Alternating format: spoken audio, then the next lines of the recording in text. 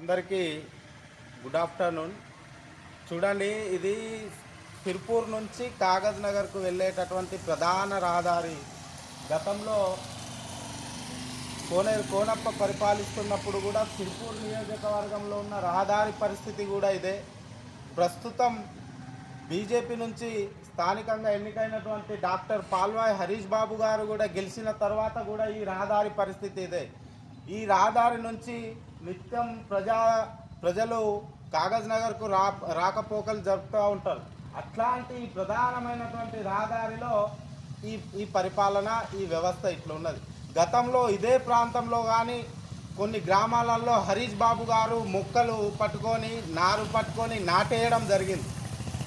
ఆ నాటు ఇప్పుడు దొరకడం లేదా? వర్షాకాలమే కదా, ఇప్పుడు వచ్చి నాటేయచ్చు కదా. గతంలో ఒక బ్రిడ్జి కూలిపోతే అక్కడ పోయి ధర్నా చేసినటువంటి హరీష్ బాబు గారు ఇక్కడ వచ్చి నాటేయడం ఎందుకు వేయడం లేదు? అందుకనే చెప్తున్నా మిత్రులారా, ప్రజలు ఎప్పుడైనా గమనించండి, కష్టపడి పనిచేసేటోనికి అధికారం ఇస్తే ప్రభుత్వాలను క్వశ్చన్ చేసి మనకు మంచి జరిగేటట్టు చూస్తారు. కానీ చేతగాని దద్దమ్మలకు అధికారాన్ని ఇస్తే ఇదే విధంగా ఉంటుంది.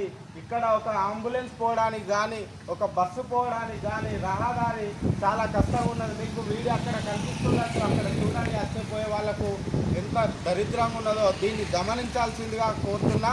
మరియు రాష్ట్ర ప్రభుత్వం, రాష్ట్రంలో ఉన్నటువంటి కాంగ్రెస్ ప్రభుత్వం కానీ, కేంద్రంలో ఉన్నటువంటి నరేంద్ర మోడీ ప్రభుత్వం కానీ ఎవరైనా కూడా దీన్ని పట్టించుకొని మాకు ఈ రోడ్ను నిర్మిస్తే చాలా ఆనందంగా ఫీల్ అవుతాం.